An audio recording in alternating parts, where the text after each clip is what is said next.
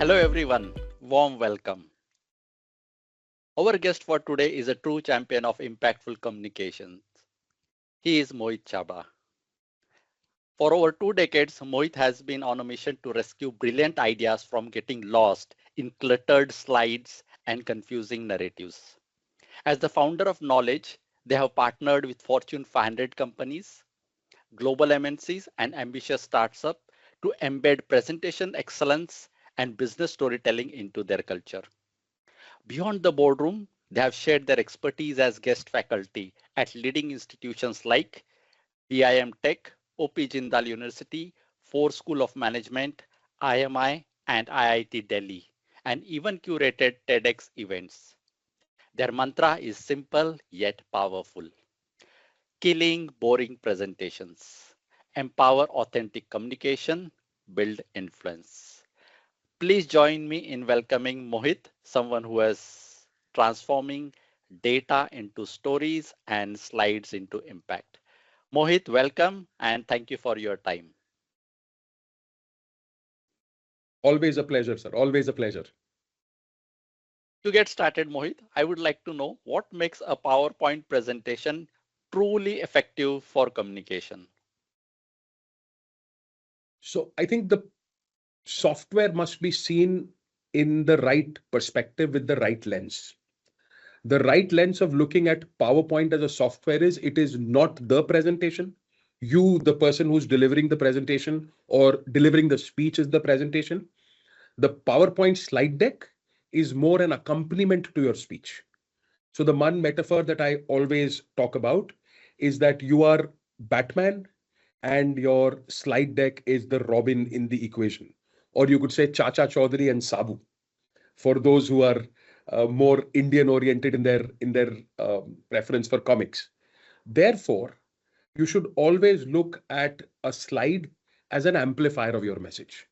To give you an example, it's very difficult to express numbers in words.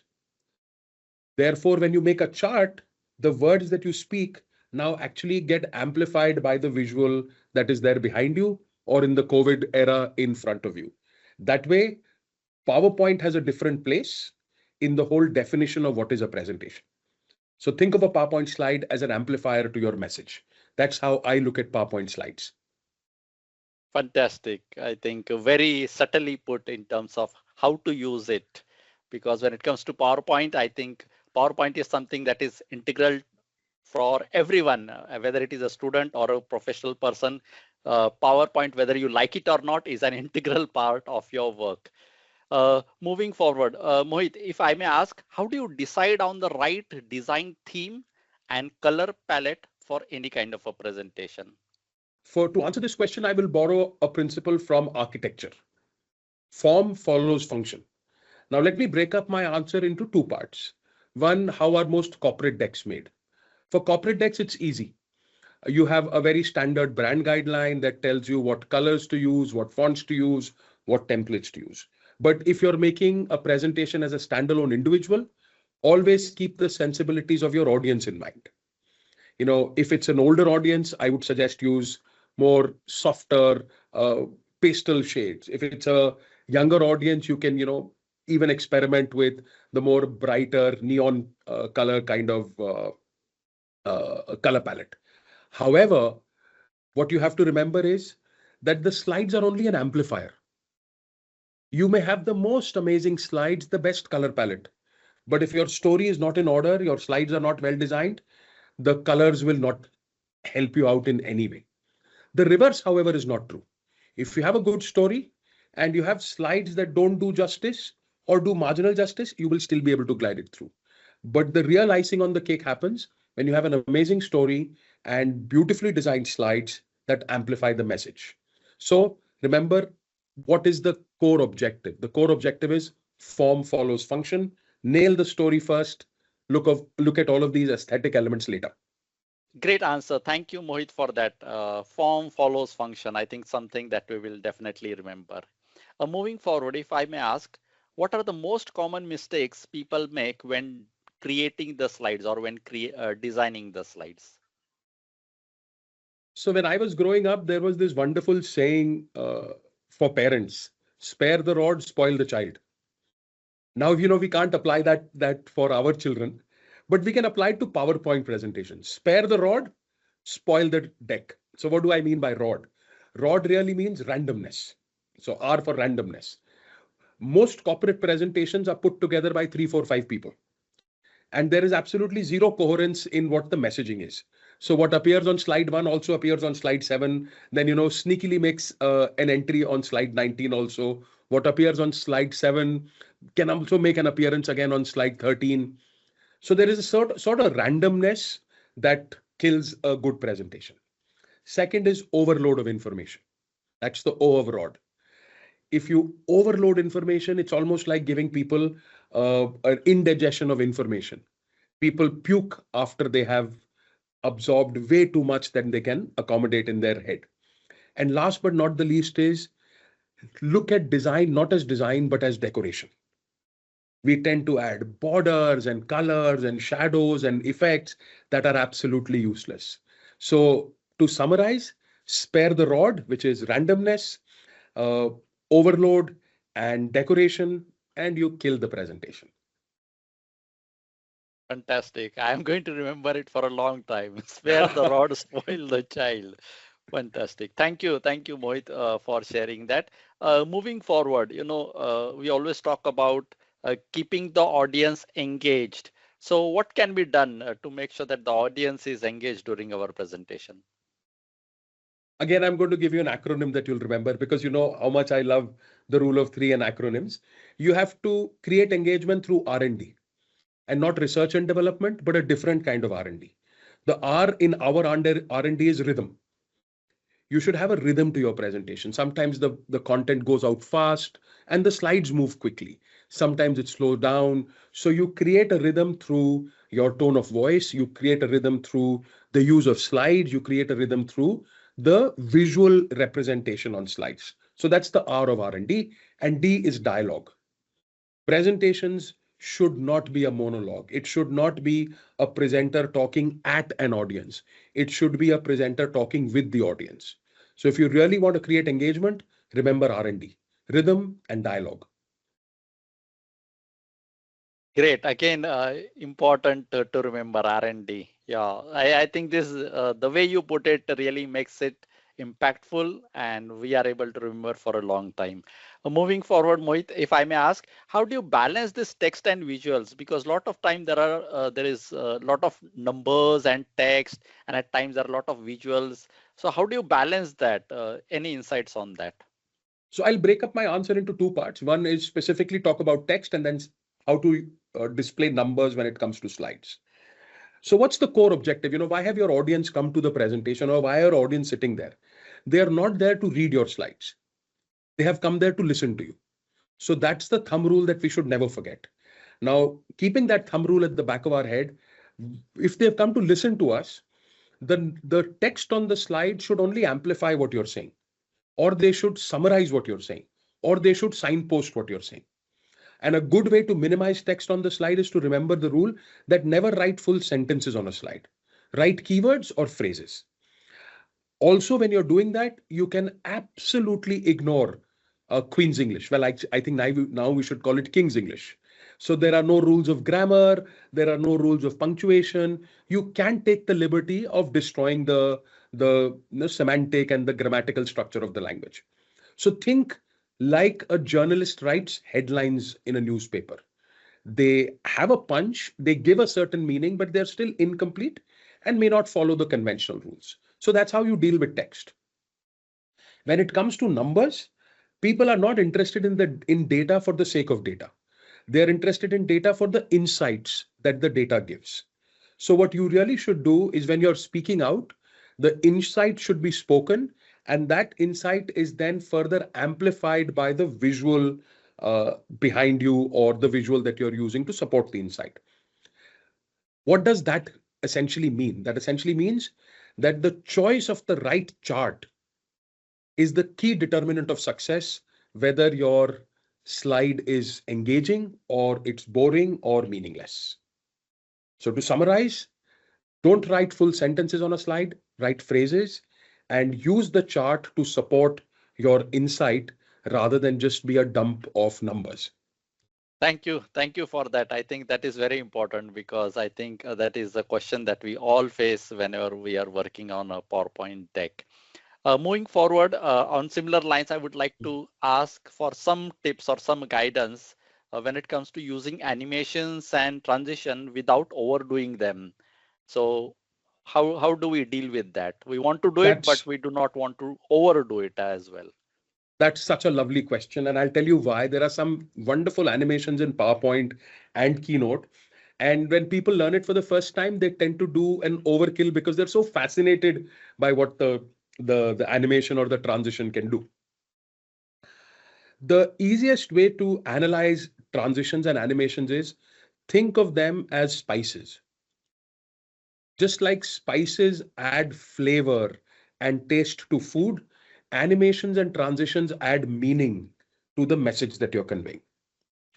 Now, if there are too little spices, the food becomes bland. If there are too many spices or too much, then the food becomes inedible. That's exactly the formula we have to follow for animations and transitions. If every slide has a transition, your ability to add meaning through the transition fades away. It becomes more an irritant than a meaningful use of the software. So think of animation and transition as spices. Too little, the taste is lost. Too much, the taste is lost again. Therefore, the thumb rule to remember is as long as animations and transitions add meaning to what I'm conveying, please use them. If they are not adding meaning and they're just for the heck of it, then you're actually doing disservice to your audience. Thank you, thank you. As you correctly mentioned, when we learn something new, we are always working upon how to use that. Oh, I learned this, let me use it. I learned that, let me use this. So there is Correct, always, correct. that urge to showcase that new transition or new animation that you have learned. And at times it becomes funny for the audience or it is overkill. We don't know, but there is a strong urge, and I have done this. I am telling this from my personal experience that whenever I learn something new and next time I'm doing a deck, I want to use it. I want to showcase That that, yes, I have you learned give a this new child a hammer, animation. everything is a nail, no? So you want to hammer it everywhere. Absolutely, absolutely. Uh, but I think the analogy of spices, I think, is something which can very easily relate to and very easy to apply as well.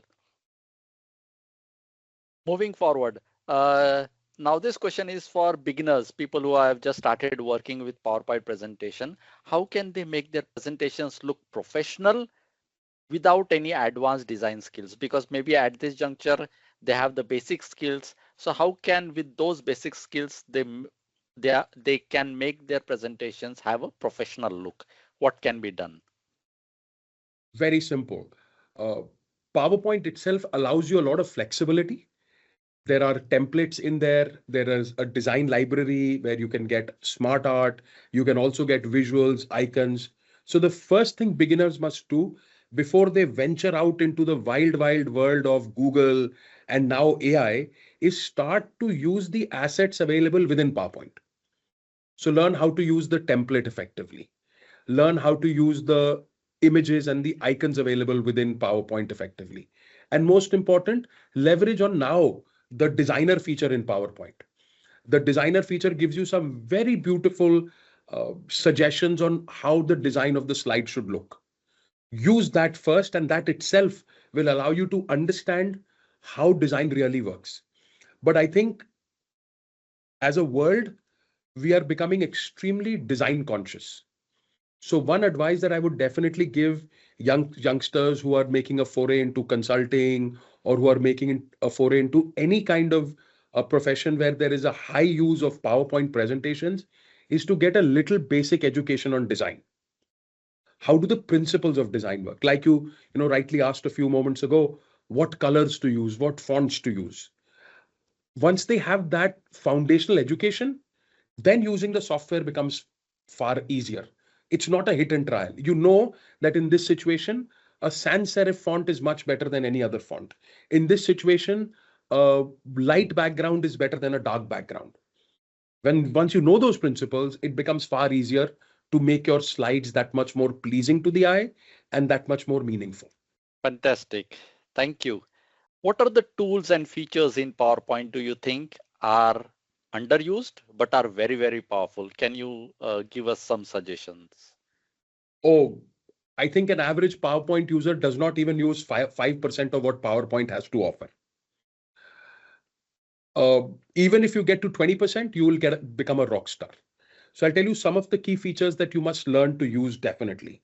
One is not just work on the size of the paragraphs, but also line spacing and paragraph spacing. They're available within the home ribbon and they're very easy to use. So, how does text interplay? How do the lines of text interplay with each other? Very important. It'll save you like a boatload of formatting time. On the transitions and animation side, I think the two transitions that are absolutely amazing are morph and zoom. These are two that beginner and even somebody who's a mid-career professional must know how to use because they add immense value and meaning to what you're trying to communicate. Push is another way that allows you to maximize the canvas of your slide deck. So within animations and transitions, I would strongly recommend push, zoom, and morph. And for a quick, formatting ease, I would strongly recommend how to use line spacing and paragraph spacing. And honestly, I can continue to answer this question for the next 2 hours because there is virtually a hidden feature in every tab of PowerPoint. But the icing on the cake comes from a lovely feature called Rehearse with Coach. PowerPoint allows you to talk to it as you are talking to an audience. And this AI feature has been in PowerPoint for over 4.5 years now. And it gives you live feedback on your delivery. It gives you feedback on the speed at which you have spoken. It gives you feedback on your filler words, how many ers and ums you have used. It also gives you feedback on any word or phrase that you're using repetitively. And one of the most magical features is tone of voice. It gives you feedback on your tone of voice as well. And the more you use, the better it becomes. So I think the top feature that everybody must learn is rehearse with coach. And then, of course, the others that I talked about. My God, this Rears with Goes sounds like a science fiction movie. Oh, it is. It is. If I have a subscription of Office 365, if I were given an opportunity to pay by feature, I would be happy to pay only for rehearse with coach. It is Wow, that the powerful. way because the features that you talk about what it does and how it helps, it is amazing, out of this world. I'm hearing it for the first time, and I'm sure the audience as well are, most of them might be hearing this for the first time. And after this talk, I'm sure everyone is going to look upon how this feature is and how it works. In So case you're thank looking you. for it, you will find it in the slideshow tab. Okay, in the slideshow tab. Okay. Yeah. Moving on, you talked about AI and all these things. So, how is AI changing the way we create the PowerPoint presentations today? And what are your suggestions in terms of to what extent they should be used and any do's and don'ts when it comes to using AI for PowerPoints? So I have been using Chat GPT from the time we were in a lockdown because that's when Chat GPT was launched. So I was amongst the first few, I would like to say that amongst the first few users in India at a time when Chat GPT servers would break down at night because of the overload. So I've been one of the early users of Chat GPT. But what I learned very recently was uh, a definition of AI that changed my perception of how we should look at AI. So I was listening to this podcast and I forget the name of this scholar. He's an AI scholar and he said AI is not artificial intelligence. AI is augmented intelligence. So do not outsource your tasks to AI. Work with AI to help you do your tasks better. So think of AI, Copilot, ChatGPT, Perplexity, doesn't matter what large language model you use. Think of that as a young, fresh intern, but extremely intelligent. And imagine, Yogesh, if I'm in your team, if I do something wrong, you will not fire me. You will train me. You will give me feedback. That's exactly the perception or the mindset you should have with any AI tool that you're using. You give it a task, you ask it to give you the output, and then give it feedback on what you liked and what you did not like about the output. And turns out, over 3 to 4 months of usage, you will realize that you have become a better thinker. So, what is the sum and substance of all this story that I narrated? Do not outsource your thinking to AI. You should do to continue to do the thinking. Let AI do the grunt work. So if I'm writing an article, and I'm not ashamed to admit that I use a lot of AI to write, but when I give it the instructions, the most important or the cardinal instruction I give it is, do not work on the idea, work on the expression of the idea. The idea is mine, the thought is mine. Sometimes your thought is, all over the place. Help me structure it. That's exactly what youngsters should do when they are using any form of AI, whether it is for developing a story, whether it is for design. And I think the one piece of AI that does it beautifully is Rehearse with Coach. It actually acts as your partner to elevate your performance. It gives you the right kind of feedback. Use that same approach to build your story and design of slides. Thank you. This is very, very helpful, AI, because everyone says use AI, and students and college folks, everyone is using AI to do homework and assignments. Not that they should not use, but I think what you just said is very, very important. That you should own the idea, the grunt work, let the AI do it. So I think all the listeners here, school-going, college-going listeners who are using ChatGPT and AI, please, I think those are kind words of wisdom from Mohit in terms of how to use it. So Mohit, moving towards the end of this conversation, one final question that I would like to ask before we end this amazing conversation with you is, what do you recommend in terms of reading books or websites where people can go and read about making slides more effective? Any suggestions from your end? Oh, absolutely. I'm like a standard definition of a bookworm. I read a lot. I was having a discussion with somebody, like a social gathering, and I was telling them I read even soap labels. So I can read anything, but I'll give you top 3 recommendations with books only for design of slides. My first recommendation is a book called Presentation Zen by a gentleman called Gar Reynolds. He runs a website of the same name. He was amongst the first few pioneers of visual presentations. Now that visual presentation style is called cinematic presentations, large visuals, little text, almost like a cinema screen. So Presentation Zen by Gar Reynolds.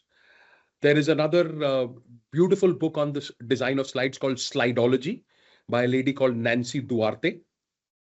She runs a presentation design firm called Duarte. You can check her out on duarte.com.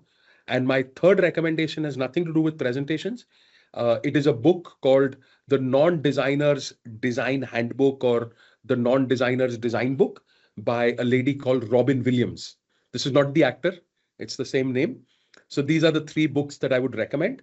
And Yogeshji, if we were recording this episode next year, then I would add my book also, which I'm almost 85% of the manuscript is done. I'm writing it as a guide to kill ugly presentations. So it's completely about design. It has practical tips on, it will have practical tips on the software, the layout, and a whole host of other things.